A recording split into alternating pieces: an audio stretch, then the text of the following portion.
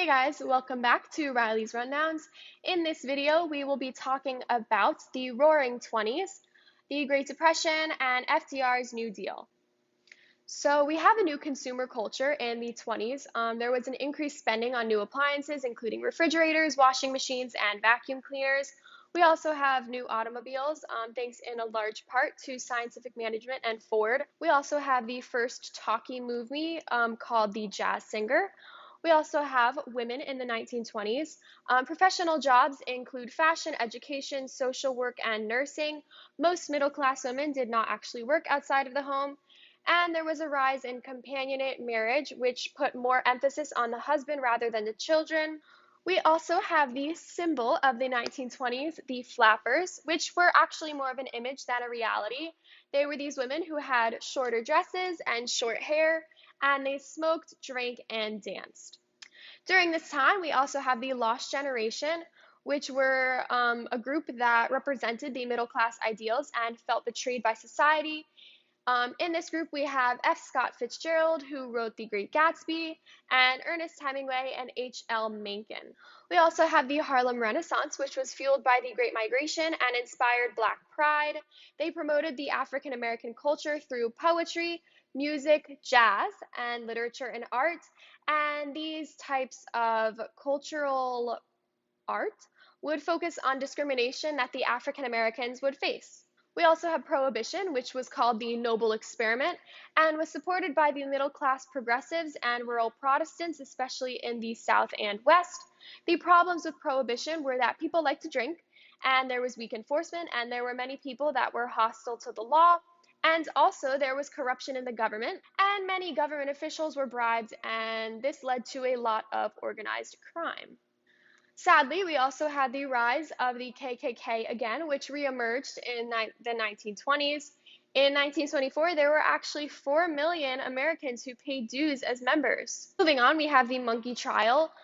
John Scopes was a biology teacher from Dayton, Tennessee, who violated a law by teaching evolution. Scopes was found guilty and had to pay a $100 fine.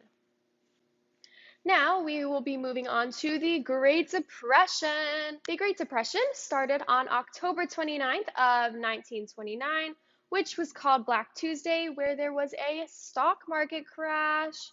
Whoop whoop! The consumer causes of the Depression include prosperity based on few industries, including construction and automobiles, which had low sales, which meant high payoffs, which meant a lot of unemployment, which meant less purchasing power. Next, we have installment buying, which led to credit, and there was also an unequal distribution of wealth. Other causes include farmers deeply in debt, overproduction of goods, increase in protective tariffs, which led to less exports, and an international debt structure. We also had the bank crisis, where 9,000 banks closed between 1930 and 1933. Herbert Hoover, who was the president during the Great Depression, did absolutely nothing to help. So, in the election of 1932, it is no surprise that FDR actually won with his idea of the New Deal, which we will be discussing right now. Woohoo! So he had a triple R demand side for economics. He used relief, which he would provide relief for individuals, reform, which new laws would be created, such as child labor, and recovery, which would help improve the economy.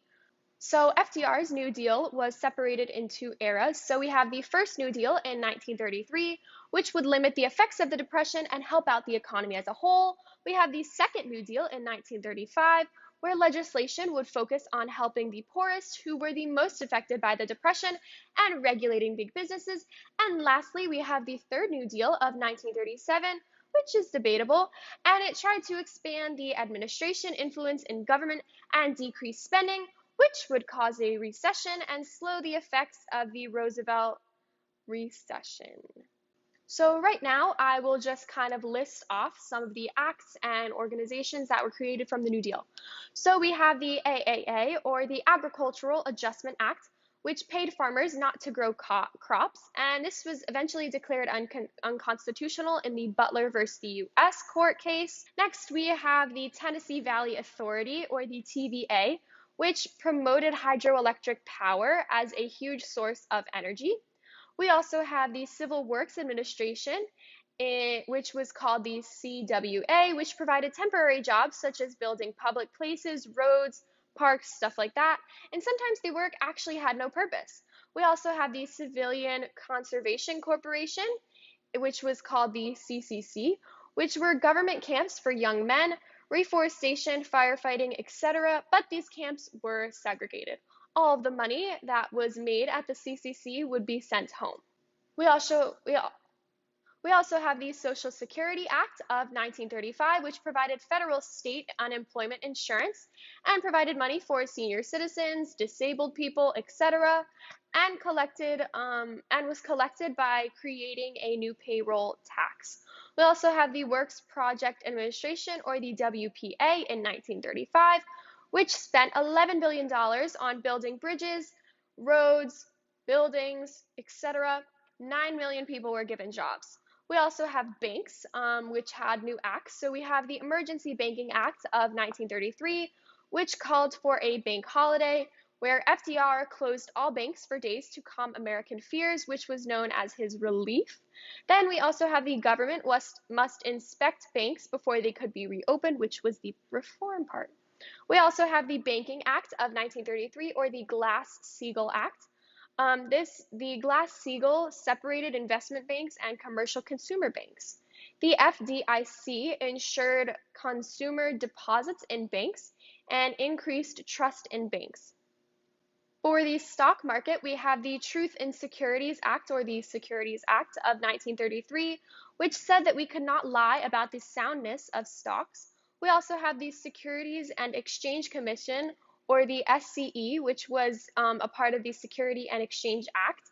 And this would basically regulate the stock market and be a watchdog to enforce the Truth of Security Act.